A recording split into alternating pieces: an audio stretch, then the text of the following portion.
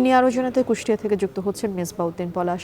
পলাশ, জানাবেন নিহতদের মরদেহ কখন নাগাদ দেশে আসবে এবং পরিবারের সদস্যদের মধ্যে অবশ্যই শোকের মাতম চলছে আমরা জানি, তবু একটু তাদের মানসিক অবস্থার কথাও শুনতে চাই আপনার মাধ্যমে।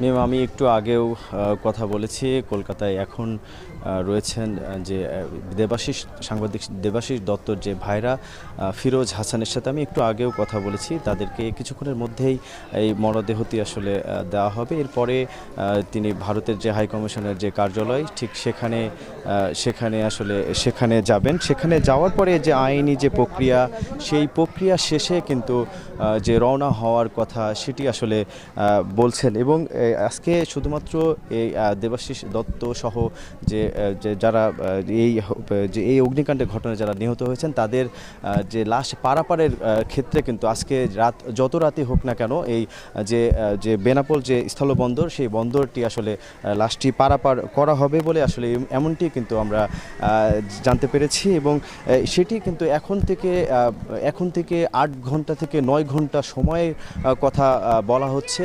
এর মধ্যে কিন্তু আসলে তাদের যে লাশ সেটি কিন্তু তার যে কুষ্টিয়ার যে আরোয়াপাড়া বাড়ি, সেই বাড়িতে কিন্তু পৌঁছানোর যে বিষয়টি সেটি কিন্তু তারা জানাচ্ছেন। তবে এটি একেবারে নিশ্চিত নন, এর সময় আরও বাড়তে পারে। তবে এরকমটি আসলে এখন পর্যন্ত আমরা জানতে পেরেছি। ঠিক এই যে দেখছেন যে এই যে আরোয়াপাড়ার যে এই হলুদ রঙের যে বাড়িটি, এই বাড়িতেই কিন্তু দেবাশিস দত্ত সহ তার পরিবারের যে সদস্যরা তারা দীর্ঘ সময় কিন্তু এটি কিন্তু তাদের ভাড়া বাসা, এই ভাড়া বাসাতেই কিন্তু তিনি দীর্ঘ সময় কিন্তু কাটিয়েছেন। এবং আরেকটি বলে রাখি যে যে তার মৃত্যুর খবরের পর থেকে কিন্তু যে কান্নায় কিন্তু ভেঙে পড়ছেন স্বজনরা।